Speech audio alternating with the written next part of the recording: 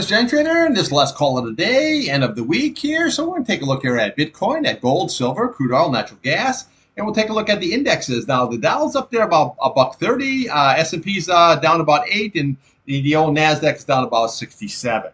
At the end of the video, the support and resistance levels are posted for crude and natural gas, along with the Baker Hughes rig count. This video is for information purposes only, not a recommendation to buy or sell any stock commodity ETF. Please like, subscribe. Thanks for watching. Here we have Bitcoin. Now, we had this big red candle here yesterday, and it looks like a little bit of a continuation here so far today. We have a topping tail, but let's see how this closes. So what we really want to do is it needs to get back above this 117,940. That is your 21-day, and then we have that 118,833. That is your 8-day, and you need to get back above that. That's going to be key. Now, if it can, we'll go to today's high at 119,810 level. Come over top of that candle, you're looking at 127.55. And we just always look to the left of the chart, 121.255. Come over top of there, 122.955. And then we always look to the left again, 123.615. And then we have 123.755. And then there's your big retest at 125.200 level. Now, if it keeps right on going down, what we want to do is we want to watch today's low, obviously, 117, 175. Next level is going to be at 116.295. We keep rolling down. You got 114,685 level. We have 114,300, 113,860, and then we come down to the bottom of this candle at 113,440, and then we have that retest at 113,45, which is basically just the bottom of that candle, and your 200-day, our 50-day is sitting right there at 113.65 level. Okay, so we got to see where this all shakes out, but we had that big red candle which took out all three of those days. And then today, so far, we have this topping tail. So let's just see how this all shakes out. Now, if it comes all the way down and say it goes out to the 50-day or even out to the support level, which is pretty much the same thing, that would be a pretty good buying opportunity as long as it holds. That's the key. RSI, well, we had this negative divergence where we had this higher high, but we had a lower high there. That tells you that you got to get either sell some position or, short it or whatever. Now, I'm not shorting Bitcoin. I'm just trading on the long side is what I'm doing. Okay, you're sitting at 52. That could go either way. The green is sideways kind of an action. So we got to see how this all shakes out here starting at, we'll see how it closes today, and then we'll see how the futures open on Sunday at 6 p.m. Now, the 8-day is holding here on a weekly basis. That's going to be very, very key, 115,232. That's going to be very, very critical because how many times that has held in the past. We start losing that, we're going to come to the top of that candle, 112,345. We'll come to the top there, 110,150, and then we're going to come at 108,960 level, and then we can come all the way down to that 21-day at 104,235. Well, let's not get too excited. Let's just see how this all going to shake out. Give a little bit of patience. We had a really nice, good run, but you got to realize that you got to be able to sell some into it. Even if you want to sell quarter your position, half position, sell something right on into it when we have those big rallies on up. Now, I told you when we were down here, the left shoulder, head, right shoulder, the projection of that was going to be 12.5. Well, we came in at 125.5. We came in at 125.2. So we came in pretty close. But when you're dealing with huge numbers like that, whenever time you do the flip on that, yeah, you're getting pretty close. You got to give a little bit of room to breathe. Okay, let's take a look here now at gold and silver. All right, here we have gold, here we have silver. Let's see what's going on. No, absolutely nothing. It's been the same thing that we had this morning. Okay, so bottom line, I'm going to do a little repeat here. We want to watch at 33.73. That is your 50-day. You can see it's holding there so far 3 times. We lose that, we'll come to the bottom of that candle, 33.31. We come down there, 33.24, and then we have 33.19, and then we'll be looking for that 33.14, your 100-day, and then we have your retest there at 3,300 flat. Okay, just like that. Now upside, well, I got the same thing going on there, 33.95. Went right on into it and can't get it above it. If we can get above it, then we'll come down to up to that 8-day at 34.17 level. Now, if we can break above that, we'll go to yesterday's high at 34.23, and then we can just go right to the bottom of this candle. You're looking at 35.34 level, and we'll come on top of there, 34.66, and then we just ratchet up 34.83, and then we have 35.34 as your retest. Now, you always want to watch this bad boy right here. This is going to be key. This was that topping tail at that 35.09 level. So far, we broke above it, but you notice that we could not close above it, and that's going to be key. So right now, there's really not a whole lot on this. So like watching paint dry, it's just sideways action. There's really no trade in the gold. For me, there isn't, unless we get back above that 8-day, close above it, then we can start ratcheting up. 49 sitting dead center, not overbought or oversold. The green crossed the red. It shows a little bit of a downswing. We still have this possible bear flag situation, but if it keeps on lingering out here, well, that'll negate that, and then we just move on from there. So right now, we just got some sideways action. So again, watch that 50-day on the downside. Very, very critical. Now we could come down to the 100-day and probably even retest that 3,300. Upside, we got to get that 21-day, and we have to have that 8-day. We crack above it, then we got a good shot at retesting that 35.34. Now, silver, you can see here, a really nice bullish chart kind of a situation. Your RSI is pretty much the same thing, 51, kind of flat ski. The green is below your red, just like a sideways kind of an action. Now, yesterday we had the red candle, and today we put in that lower low situation. So we want to watch today's low, 37.72, and then we want to come to the bottom there at 37.51. Then we're watching that 50-day at that 37.42. That's going to be very, very critical on a closing basis. Now, again, we start losing all that. We can come down here to 36.76 level, and then we come down to the bottom of that candle, 36.40, and then we have the retest there at 36.28. But respect that 50-day because it held it in the past.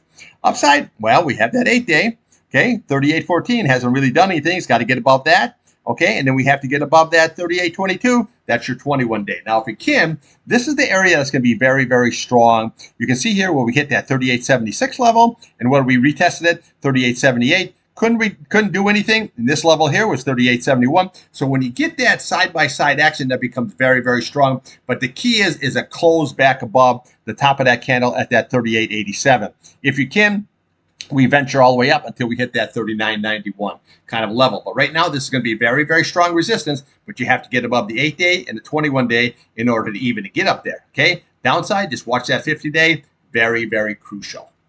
Okay, let's take a look here now at crude oil on a daily and a weekly.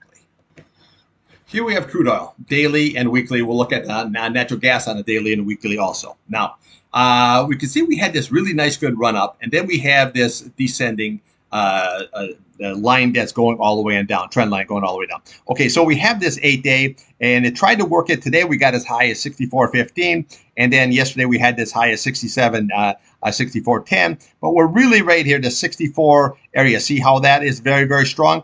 Pretty much the same, similar as what we had here, and you notice that it couldn't get up above. Now, T-Man and Putin are meeting in Alaska. I'll just watch the plane land. It's kind of cool, and we'll see what they discuss. Now, again, if they can get a settlement in this war in Ukraine, then everybody's going to want a little bit of something. The crude Putin, he's going to want to obviously pump more oil into the system. Right now, T-Man doesn't want nobody to buy oil from him, so that's going to be a deciding and negotiation factor. The EU came out and says we're getting not only a bill, but we're getting almost like a glut, like in oil right now. So again, I'm not expecting oil to rise unless there's some kind of a disturbance going on. However, that being said, in the Atlantic right now, there's a hurricane building up. But the way it looks like it's going to go on the outside and pretty much up the coast, it's not going to go into that Gulf of Mexico. That's the key. And once it gets in the Gulf area, that's where all your rigs are. Okay, and that's what would be very, very upsetting to crude oil and natural gas. But it's going to the outside. It could ride that coast all the way up there, like towards the New York area, but it's not going to hit inside into that Gulf. That's the key when you look at the hurricane. So I always track, see what's going on, because this is hurricane season, prime season, all the way from now to the end of September. So always keep your eye on that. Information is the key. Now, on the downside, what we're watching is we're going to be watching yesterday's low at that 62.58, and it will come down here to this price channel, which was just 3 days ago, 61.94. That's going to be very, very crucial. We start losing that, and we'll come right there, 61.72. Look to the bottom there, 61.06. And then we have 60.55, and then we're going to come right down to that 59.74 level. Now, There are levels all the way down. And when you come out here at 57.74, we have 55.30, and we have your retest down here at 55.12, which is very, very possible unless you get something going. But you know, Saudi Arabia, I mean, OPEC is dumping in 541,000 barrels per day. You know, if Putin starts kicking in oil, I don't see, in the U.S. is just pumping like crazy. I don't see where, you know, unless there's some kind of disruption, where oil can really go that high. But again, if it does, we want to watch that 8-day, 63.50. Then we want to watch that 100-day, 64.73. The 21-day, 65.55. 66.76 is your 50-day. And then we'll come right up to the top, 67.68 level. That's going to be your 200 SMA. But right now we are declining, so we got to see where this all shakes out. So be a little bit patient. Any kind of disruption can take it higher. If not, I think normal everyday supply and demand, I think she goes lower. Now, here we have the weekly chart, which we always want to take a look at the weekly chart. So you can see here how we have this, see how we have this declining high, lower high, lower high, lower high, lower high situation. Same way with the lowest. That's never bullish. There's nothing bullish about that. This is where it's bullish. See how this goes? High, another high, all, you know, higher lows, higher high situation until we get, you know, all the way to that tap at 130, and then we just double top situation, and then she came on down. But right now we have a descending. So what we're watching, obviously, is that 55.12. It could come all the way on down there. Now, again, not saying it's going to go there, or, you know, like to, you know, today or anything, but it could go follow the candles down. I just want to show you exactly how descending that is on the weekly chart. There's nothing bullish about this until we start breaking above all those levels. So you have to really get above that 78.40. Realistically, you got to get above that 79.74 in order to start hitting those back on the upside. Now, eventually, you probably will. You know, oils, that's why I like trading it. It's always moving. It's always in play. But again, right now, we just have a descending channel going on, and oil looks like it's very, very bearish. I'm back in the SCO, and I'm holding the SCO. Now I got out of it because I didn't have any idea what I looked at the CPI number, and I not just look at don't look at the face value, dig into those reports and look at the CPI and say, wow, there's inflation is coming in.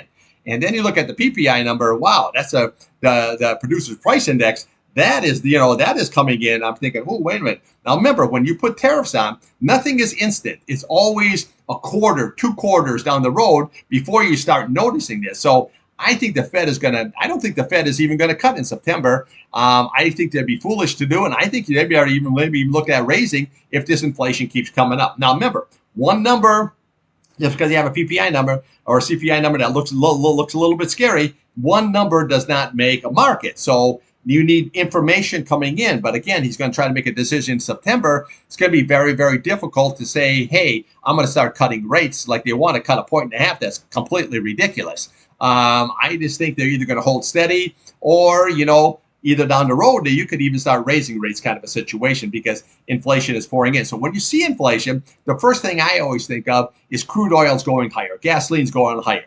Okay, that's what I always look at. That's why I took out of my trade. But then I can see where you had no juice. We lost the 8-day. Time to get back in to the SCO. Okay, so that's the beauty of crude oil. It's always a good trade, both directions. All right, let's take a look at natural gas. Okay, here we are, Natgas daily, and we always look at that weekly chart. Now, I always look at a monthly chart too, but I just got the 2 charts up for you. Now, you can see we had a nice, good uptrending situation. Now we have a downtrending situation. Now, it's working like a circus monkey. I did scalp the UNG today on the long side. It got as low as 1277 and as high as 1302. I didn't get really that much out of that today. I think I got 15 cents out of it, and I'm only trading 3,000 shares. I cut my position down from 5,000 to 2,500 or 3,000, but I jumped in that 3,000 shares. I only got 15 cents, so it was like no big deal, but it was a decent trade here for a Friday kind of a situation. Now you can see where it rallied up here, but so far you got to get and close above that 8-day. If we can, then we're going to be looking for the next level, which is going to be that on top of that, which is going to be well, you're looking at 3 flat. All right, and then we're going to come up here to this 306 level. Then we can come up to your roughly 315, and then we can come there at that 318. Then we have that 326, 333, and then we can start heading for that roughly 335, that 50-day, and then we have the 100-day, and then we have your 200 SMA. But again, we're still below all those simple moving average, but we've had a big decline, so a little bit of jump is always good. Okay, so we got to see, but it's got to get above and close above that 294. Now, if it loses it, we're going to go to today's low. You're looking at 283. 283 level, but really looking at that 276 level there on the chart. Now, here we have that, that's that 285. We got low here as that 276. Now, we're holding right above this 100-day, if you notice that. See how this is why you want to use multiple charts. If you can rally up here, you can see, but see how that 8 days curling over, 21 days curling over? That's going to be very, very strong resistance if it gets up in that area, which is that 3.27 level. Okay, so that's going to be very, very strong, and then you can get up to that 21-day. But right now, we're holding this bottom here right now here on the weekly chart, okay? And that's going to be very, very good. If not, we got targets all the way down here. You look at here at the bottom there, you're looking at 221 level. You got 187. You can come all the way down to the 1.52. So always put up a weekly chart and gives you a good idea of where it can go. Now you can see here we have a declining situation.